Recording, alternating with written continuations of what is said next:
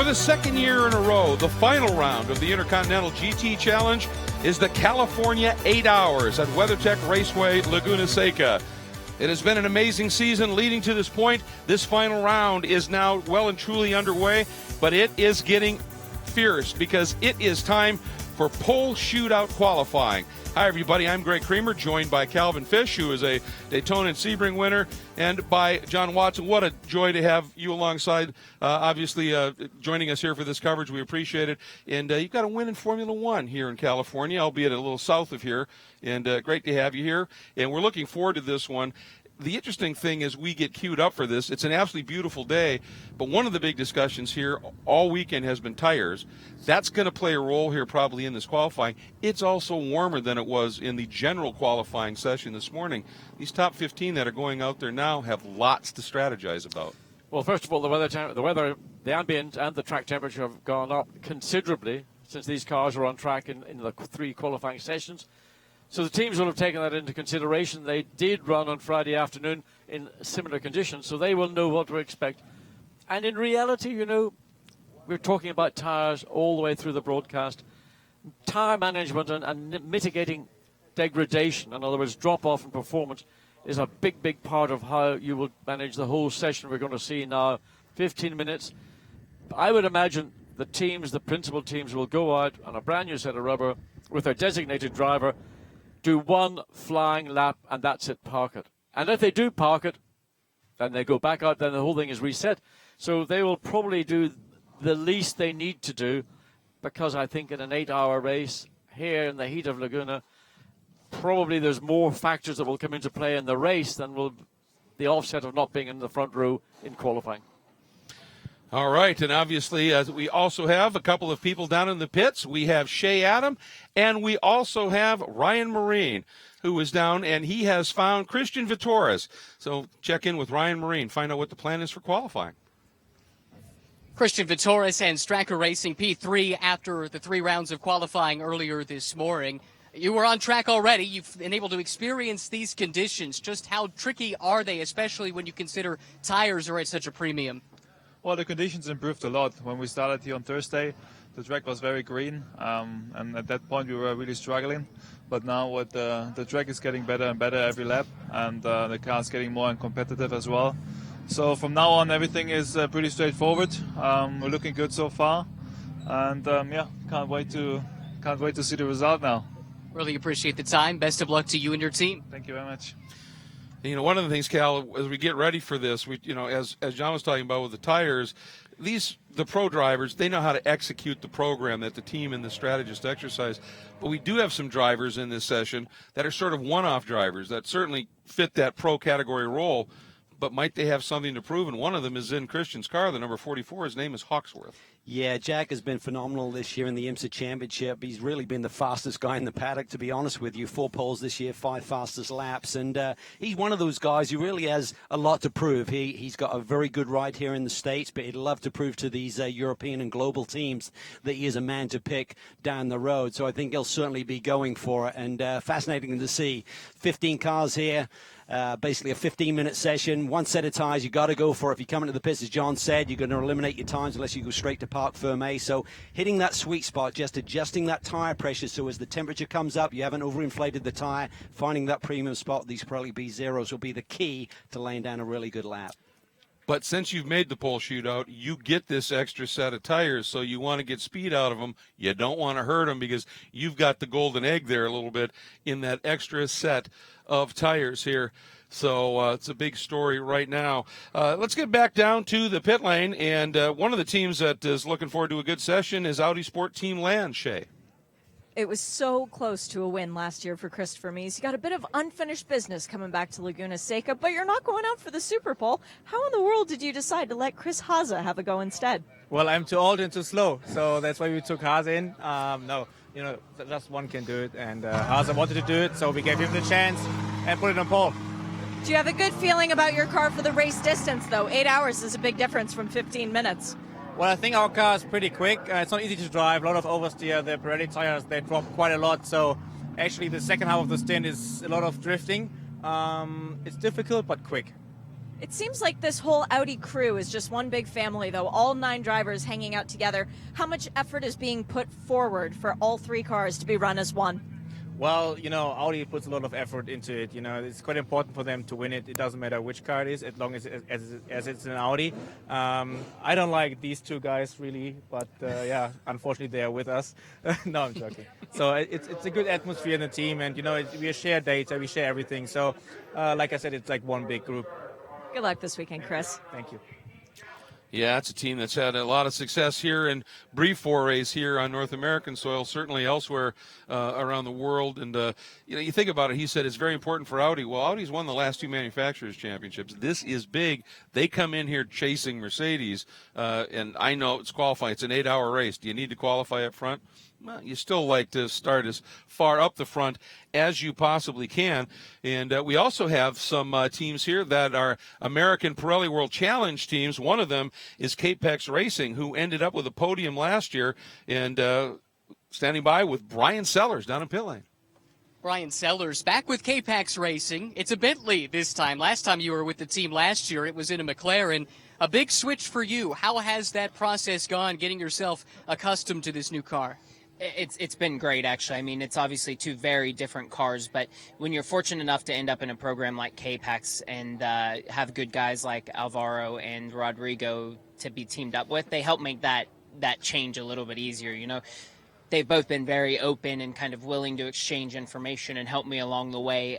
So I think we're in a pretty good place. I mean, the car right now definitely has some tire life issues, but I think everybody struggles with those. So right now, all we've tried to do is base the car on the race setup and race preparation. So we'll continue to build on that and see where we end up come tomorrow. Take us through the strategy here for the pole shootout. How valuable is starting position ahead of an 8-hour race? Well, I mean, the days of saying it's completely invaluable are certainly gone. GT3 cars have become so difficult to race and to pass with because they're so evenly matched. So the qualifying definitely means something.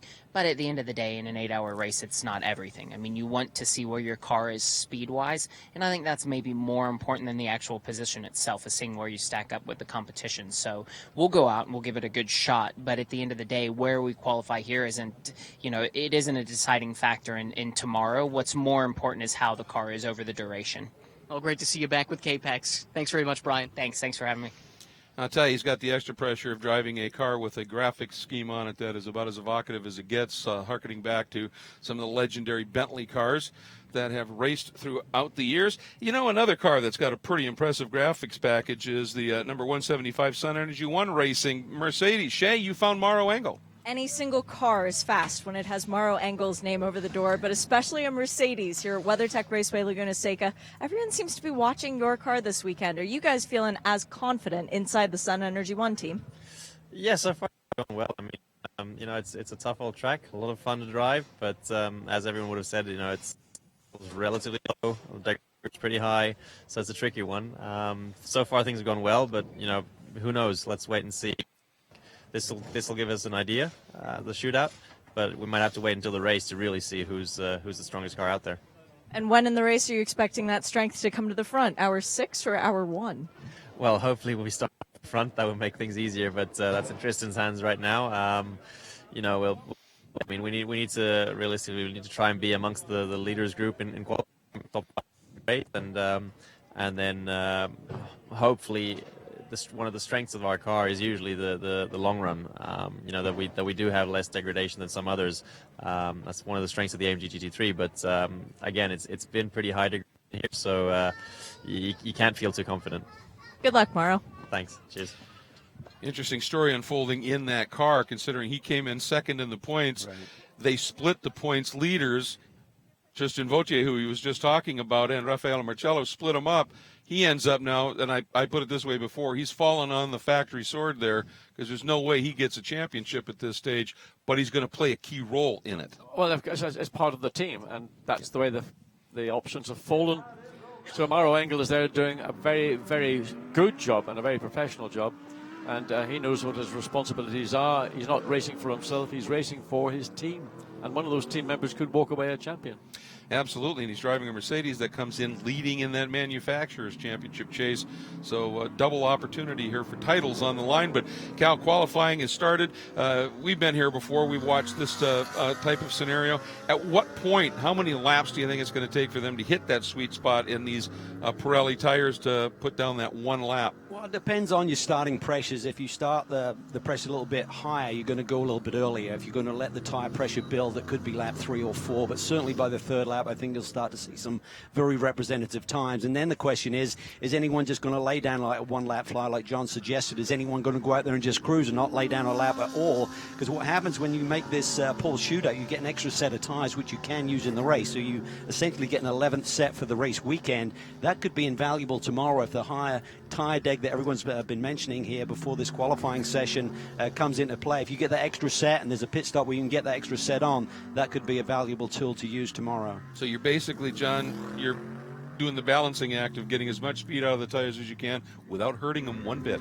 I mean, the fewer laps you do, right, the better the tire's going to be. I'm just watching timing and scoring. We've just now got 11 cars out on track, of the 11th of which is Dries van Thor. He's the driver in this group of 15 that I think could end up on pole position, just based on what I know from Dries van Thor through a season in Europe this year. Some will hold back and let the lead group go out and establish a time. Wait for the track maybe to be slightly clearer. We're looking at the 43 Maximilian Goetz, somebody who knows the Mercedes AMG GT3s intimately. Quickest lap yet, we have to wait and see. My view will be, assuming that you don't get caught in traffic, and that's always a problem, cars exiting pit lane to go on to an out lap, and you're on a flyer, and inevitably it'll be into the corkscrew or some part of the racetrack that really will compromise you. So far this year, Greg, we've had 3 pole winners: BMW at Bathurst, Audi at Spa, Ferrari at Suzuka. So AMG Mercedes, they swept the top 3 spots this morning. Let's see if they can actually clinch their first pole shootout. Well, this is the number 43. This is the car that the champion is in, or the champion-elect potentially, Raffaele Marcello. I guess I could say he's champion because he's won almost everything else, but he runs wide. Raffaele just sometimes his foot overtakes his brain, and that was a case in point. Well, again, he's only on his second lap here, so I think it's going to take, get to your third lap. I mean, use this part of the racetrack just to get a little bit more tire temperature in there, get those pressures up into their sweet spot before you start to push, because he's been off in the marbles a little bit. Fortunately, he didn't damage the race car, I don't believe, but certainly not the start to the session that he was looking for. No, and that's a tricky turn 6. You've talked about it, John. Yeah, well, yeah. I mean, but he comes straight back in. Now he's going to have a reset. He'll come into the pits. He'll stop. He didn't even record a time. So he's come in, he's concerned, did I damage the right side of my car, particularly the right side tire? So they're going to take that set off. Now, maybe he went out on a set. Watch again what's happened. Look, too wide, too early on the exit, and he probably didn't even lift. Maybe he went out on a set of tires that he had run on. That's a brand new set of sticker tires going on to the 43 right now. Yeah, maybe just trying to get a feel for the balance. And obviously, he found it right? In the gravel. It's a tricky corner. You said you love that corner, John. For me, I found it very difficult because you kind of crest that hill right as you got to turn the car in, find that sweet spot. There's a very small window. You can't really lead the car in. It's got to be instant. You got to hit the mark perfectly. Just a quick update here. We just got word from the pit lane that Straka had pre-planned. They went out on not the set of tires that they were going to get. Now they're putting them on. I thought that could have been. I alluded, it didn't know. Yes. But just to clarify, I did 2 laps of this circuit at midday today in a Lexus, just to take it, but get my producer, give him a heads up on what it's like. Turn 6, my memory of it is not the same as it was 10 years ago. Yeah, we heard you. You were having fun. Gently it was. Gentle fun. All right. Here's a good look at the number 19. There's your man, This John. is the car. On it now. Watch Dries van Thor. Hopefully we might get a full lap. This kid drives the wheels off the WRT-ID. This is that third lap, so he's got 2 laps to build the temp. All right, into Andretti hairpin. It's a tricky corner. Double apex kind of falls away a little bit, doesn't it, Jens? Yeah, he got a pretty good effort, I think, through it there now into turn 3. Key here is just keeping that minimum rolling speed. He missed the apex there, John. Still doesn't have those tires operating like he wants, so he's struggling a bit there too. A little tail happy getting into turn 4. Oversteer. So, a number of people that I talked with after that morning session, guys, had said that the cars were really feeling a bit tail happy. That was a case in point. You saw it twice in turn 3 and then in turn 4. The back end did not want to stick when Dries Van Voor leant on it, hoping it was going to be with him. If I was him, I would back out of it. Yeah, give this cruise lap up, around, right? let it regroup, reset your own little mind, and then start all over again on the exit of turn 11. That's the iconic corkscrew, so closely associated with this track. This called the Rainey Curve after the legendary MotoGP rider, Wayne Really Rainey. tricky corner. I always found it hard to just catch the edge of the road there with your peripheral vision and not drop a wheel out of Rainey. Slowest corner on the racetrack, just keen on a good clean exit. Don't want to use that TC too hard coming off that corner. All right, start a new lap here. Currently fastest car is Lucas Stoltz in the 75 Sun Energy 1 Mercedes at a 124.345. Let's watch Dries. Let's see if he executes this lap. It was just at this part of the track a lap ago. You can see the back already sliding around as he gets on the throttle, but looks better. The balance seemingly working better for him. The back end not quite so unstable. Yeah, and he's about 6/10 up on his first sector from the first lap, so he's starting to find some grip with those Pirellis, and this should be a much faster lap for him if he can complete it. So there is Raffaele Marcello with that new set of Pirelli sticker tires on, waiting to see what he will deliver. Liqui-Moly, by the way, just set the fastest second sector in the number 54 Black Swan Porsche. They're already quicker than they ran this morning. 24.0. Fastest lap this morning was a... Oh, he's almost doing it again. I tell you what, you wouldn't want to be his girlfriend. He's the biggest flirter of danger I've ever met in my life. Boy, yeah, he sure attacks that turn 6. Look at the way he slams it through the corkscrew. Tim Sugden spoke to him earlier this week, and we mentioned in the earlier show today, he just believes this man can just get up on the wheel immediately, can just turn it on, doesn't need a warm-up, but there's a risk with that, John, as well, as a fine knife edge that you're running on. Well, no risk, no reward, and that's, I think, Raffaele's philosophy. I mean, he is so committed. He's great to watch, and some of the onboard stuff we get from in Europe is phenomenal. This ought to put him quickest overall. And Vantour, with the fastest time in the third sector, goes to the top of the number 19 at a 1:23.832. John, you know your stuff. Well, I'm not surprised by Van Thor. I'm disappointed that we didn't see slightly better time from the Mercedes, so Raffaele Marcello may have used the best of that new set of sticker tires already. I think he's still continuing. I think he might have a bit more memories earlier in his tyre run here by slapping those fresh skins on. So I think this could be a good lap if he doesn't hit traffic as well. 1:23.8, that's the quickest lap we've seen throughout Fastest the weekend first today. sector for Marcello. 3/10 up on Vantour in sector 1. This should be his sweet lap, John. We talk about those pressures and those temperatures getting up into the range where the drivers can really push and load through these corners. Middle sector. Slow. Yeah, we lost time in Very the middle slow. sector. Again, is Very that turn slow. 6? He maybe be a little bit wide on. Watching Vautier here, and he thing. Looked to me like he turned in early to 5, and it danced on him, and then a little bit early on the attack on 6-2 there. When you see a car at that angle in that corner, John, that is arms and elbows inside the cockpit. That is for sure. That is not a corner you want to get out too wide on. Anyway, he's sort of regrouped. Again, picks up the pace, but there's not a lot left on the racetrack. He's right out to the very edge. You can see on the exit of a corner, comes up to the final turn. Van Thor still quickest. Blake Mullen third. Yeah, Marcello still fourth, waiting to complete a lap. Stoltz just put in a good lap in his team car to this 175 and the 75, back to second. Marcello just backed out of it. Both the second and third sector were extremely slow. Like he's looking for space. He's looking for clean air to get on the front end. Interesting, the championship contenders, the drivers Marcello and Vautier, currently fourth and fifth quickest. Yeah, Vautier just jumped, big jump up into that top 5, demoting Dumas in the 911 Porsche back to the 6th spot. All right, here's is interesting. This is 29, Christopher Haase, who has not recorded a time lap. So he is ready to put one in here.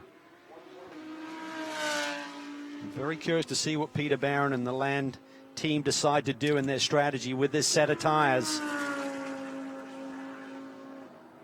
Just gradually trying to generate some tire temperature here. I don't think this is going to be a particularly quick lap as he starts to get into this run.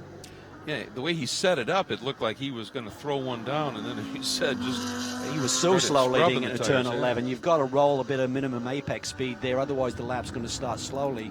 Philippe Fraga in the number 42 for Straka Racing has jumped up now into the top 4. And Marcello to the top. Wow. That was a fabulous, that lap. He just, second sector. 0.03 of a second between he and Vancourt. A 1:23.731. So Marciello has the fastest sector in Sector 1, faster in Sector 2, but they're not on the same lap, so potentially he's got more there. Didn't put it all together on the same lap. But will he have the tyre underneath him to make it all come together? That's the key to this 15-minute qualifying session. That clock is ticking down quickly. As you see, they're under 4 minutes to go. Let's see what happens here with the number 29. Again, Christopher Haase. Now he's rolling speed. This could be the start of a decent lap. See where he jumps, if at all, at this stage, as you said. Slightly, 13th at a 1:24.9, so this is the one he wants. See what sort of balance he's got through here, John. Looks good, obviously easy into the first, coming off turn 2, looks pretty good to me. As long as you've got the traction, there's this very abrupt snap that drivers have been mentioning all through the weekend. Vautier personal best in second in the first sector. 0.2 off the best of Marciello in Sector 2, so I'm not sure if this is going to be enough for pole, but he may improve. Quickly, the 17 of Sheldon Vanderlinde of the Audi Sport Team WRT entry has joined the fray up into 6th, but here we go. Vautier across the line. Now.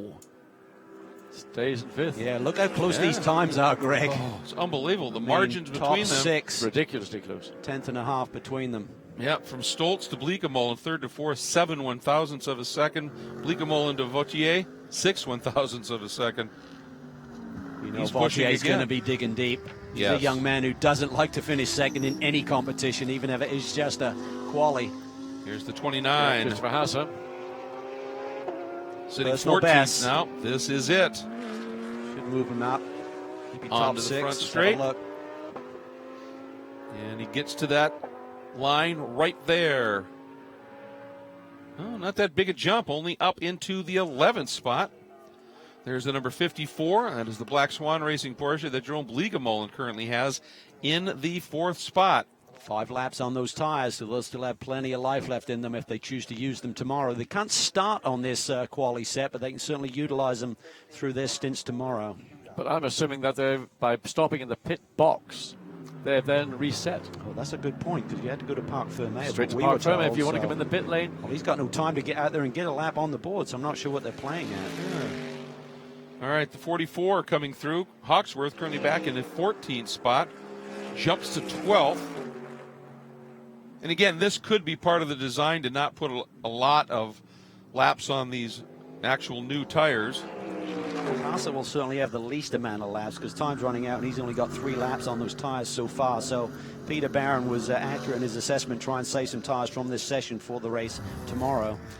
I believe the car in front of him is the number 43 of what we were just watching of Marcello. As here once again, Haase continues to be on what looks like a flyer. Personal best again for him, so let's see if he can move up the charts a little bit. Here he comes. Good clean exit there. That looked to be perfect. And the jump. Big one. Pull! Wow. Christopher Haase, Where did that come from? 1:23.660 for the number 29 Audi Sport Team Land entry. What a lap. What a and it result. was absolutely smooth and tell you precise, what, everything we saw about it. Great job by the Land team, and a great job by Christopher Haase. Absolutely. Timed it to perfection. Just under half a minute remaining. A clear track. Could choose where he wanted to place his Audi. And no interference aerodynamically or any other way from any traffic around him. And Beator's talked about this racetrack has gotten better over the course of this weekend. Started off very green, but this Pirelli P0 rubber has been laid down. And typically, John, the track gets a little bit quicker. Some people play the game too much. They'll go out and they'll catch traffic just by playing that game. But typically, at the end of the run of a qualifying session, you do find that extra ounce of grip, and he put it to good use there. Yeah, that was good strategy by the team and a great drive by Christopher Haase. and a pretty emphatic, by the standards of what we've seen, 68/100th of a second quicker than Marcello. That's almost like a minute quicker, judging by the balance between all the teams and drivers further down. Oh, absolutely incredible, yeah. That 123.660, 68 one-thousandths of a second quicker than Marcello. 35 one-thousandths back is Vantour. And then Stoltz. Again, we're talking about these margins. It's just unbelievable. The equally important is looking at the best lap result, is looking at how many laps are on those tires for Haase, too. Only 4 laps compared to 6, 7, and 8 for some of the other competitors. Yeah, that's the least number of laps by any of the 15 cars that have been on track. Oh, Hawksworth getting it a little wrong. Too much rotation as he dropped into the corkscrew, and it floated way wide. That was nice, though. Yep. Really good execution there through Rainey. Looks like a good clean lap. What can he put together? Personal best, sector 1 and 2. His last lap, he jumped into 10th. Let's see what he does here. To the line. 1 place. 1 spot up into 9th. But I was going to ask about that in terms of Haase. There are there's other series running here. They were out. They may have hauled some stuff onto the track, a little bit different tire compounding and the like. You wait later in the session, and then you go out and you put that lap down. Track's green. There's more Pirelli tire down. That's pretty impressive stuff. And maybe they played that to absolute perfection. And, of course, that comes down to great execution and leadership from the team. Ryan Moraine is with Christian Land. That was quite a celebration, Christian, when the car came across. You were one of the last ones, if not the last one, to go out and set a lap. Was that part of the strategy for this session? Yeah, for sure. It was our strategy to go out very at the end, to come on point. We know when the tires came in and when we have the best performance of the tires, it goes out perfectly. We run some minutes over the finish line before the end. Christopher Haase did an amazing lap. It was a great job of everybody. Thank you. Qualifying is one thing. The race is something else entirely. How long do you get to celebrate this before you go into race mode?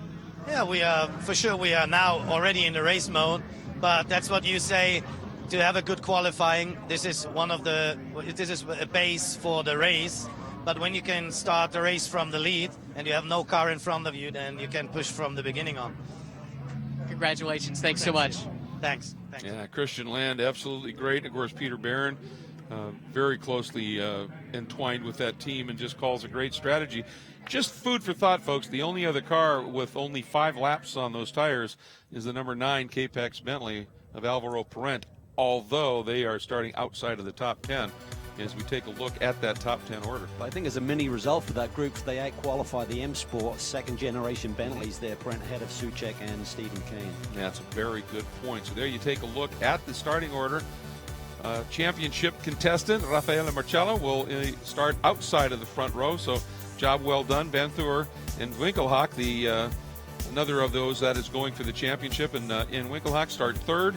And then a good run by the Black Swan team, although we're curious about parking in pit lane. We'll find out about that. And you can take a look at the rest of the starting lineup there. But wow, what a job by the Land. He wasn't quickest in any sector, Greg. No. But overall for the lap, it was perfect timing. Strategy was spot on in terms of going out late. Maximum rubber down on the racetrack. Good, clean lap. I mean, that was executed. Didn't look on edge at all. He looked very much under control and just executed it. Well, really we're always looking at timing and scoring for those purple sectors, saying that's the quickest driver through that sector.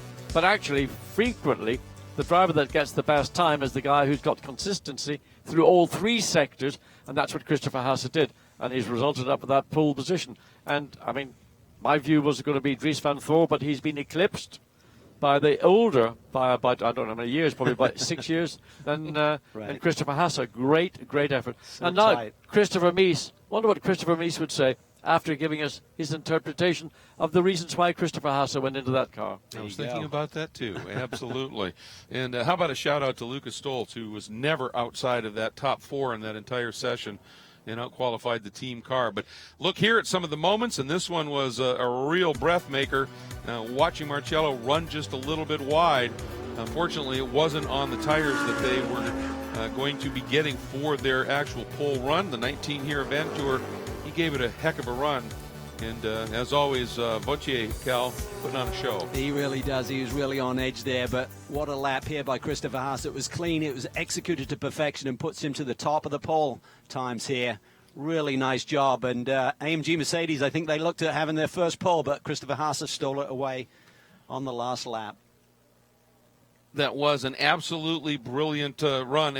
Now, qualifying is done. Next thing, 8 hours of competition on this track. Starts in the morning. Temperatures are cool. Likely will be a lot warmer in the afternoon. Sand on the track. All the things that we've talked about. You've got to deal with it, don't you? And safety car interventions. That could play a big part of the team's ability to think on their feet. And frequently, these events are won in the pit lane as much as they're won on the racetrack. It's going to be a fascinating one to watch. It all unfolds here as we will be on air with you at 8:45 local time tomorrow. And we look forward to bringing you all the action of the season finale of the Intercontinental GT Challenge, the California 8 Hours. Join us.